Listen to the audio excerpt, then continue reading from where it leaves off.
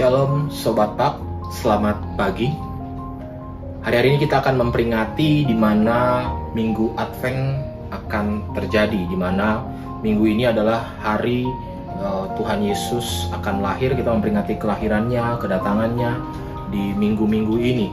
Tentu Minggu Advent mempunyai pesan yang sangat penting bagi kita semua. Mari sama-sama kita lihat di dalam nats Alkitab Matius 1 ayat yang ketiga. Di sana dikatakan Yehuda memperanakan Peres dan Zerah dari Tamar. Peres memperanakan Hezron, Hezron memperanakan Ram. Kisah ini bicara tentang Matius yang menulis kitab ini kepada orang percaya bangsa Yahudi dan juga bagi orang Yahudi, karena orang Yahudi menganggap bahwa tanpa adanya saksi dalam sebuah trah keturunan itu tidak dianggap penting.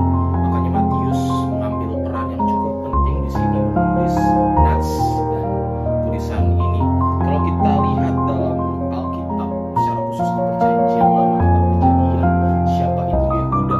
Yehuda adalah salah satu anak dari Yakub. Bahwa kita kenal bahwa Yehuda ini yang nantinya menjadi cikal bakal Yesus lahir, Yesus hadir dari keturunan Yehuda. Tapi kalau kita pelajari tentang Yehuda, Yehuda ini adalah seorang tokoh yang cukup kontroversial. Di sisi lain dia mendapat berkat yang cukup supremasi dari Yakub, bahwa dikatakan keturunan Yehuda tidak akan pernah berakhir.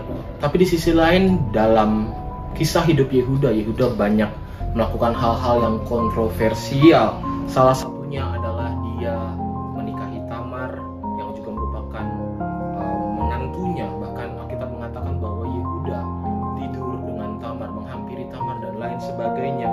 Tapi kita pelajari bahwa Matius menarik kisah hidup Yehuda ini dalam sebuah silsilah kelahiran Yesus Kristus. Di sini kita pelajari bahwa yang pertama, cinta kasih Yesus lebih besar dari track record seseorang. Tentu kita berpendapat jika seharusnya orang hebat, orang penting itu lahir dari seseorang yang juga punya garis keturunan yang penting, track record yang penting, dan lain sebagainya. Akhir-akhir ini kita dilihat bahwa ada banyak orang melihat seseorang dari track recordnya. Tetapi di sini ada sebuah kabar baik bahwa Yesus memakai track record yang buruk yang ada dalam trah keturunannya, yakni dari Yehuda. Seharusnya kalau kita berpikir kita orang penting, kita tidak pernah mau hadir atau lahir dari track record seseorang yang buruk, tetapi nyatanya tidak. Jadi yang pertama, cinta kasih Yesus itu lebih besar dari track record seseorang. Yang kedua, cinta kasih Yesus itu lebih besar dari sin record seseorang.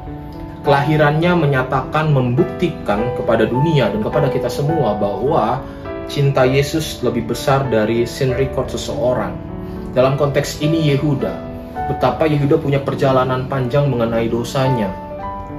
Tetapi nyatanya garis tersebut bisa kemudian nantinya dipakai dalam artian Yesus tetap tidak memandang hal tersebut.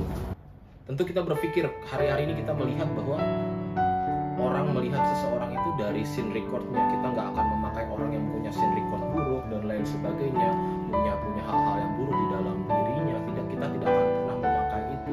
Makanya ada banyak orang membuat track report, membuat laporan-laporan palsu tentang dirinya, tentang keluarganya dan lain sebagainya, hanya supaya kelihatan lebih bagus, lebih sempurna dan lain sebagainya. Tetapi nyatanya Yesus tidak memandang hal tersebut. Kenapa? Karena cinta kasih Yesus lebih besar daripada perjalanan atau dosa seseorang yang buruk sekalipun. Dan yang ketiga, cinta kasih Yesus lebih besar dari family report seseorang. Kalau kita tarik siapa ayah Yehuda memiliki ayah Yakub yang notabene Alkitab bilang mempunyai track record yang kurang bagus juga.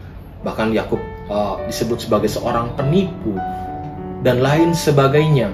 Lalu Yehuda juga punya family report yang kurang baik.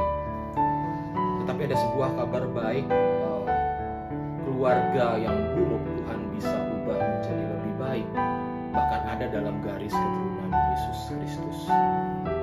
Saya cuma mau bilang bahwa Natal ini mampu mengubah sesuatu yang fatal. Sekali lagi, Natal kali ini mampu mengubah sesuatu yang fatal. Demikian dapat saya sampaikan Sobat Pak di tempat ini. Berpikir lurus, berhati tulus. Tuhan Yesus memberkati kita.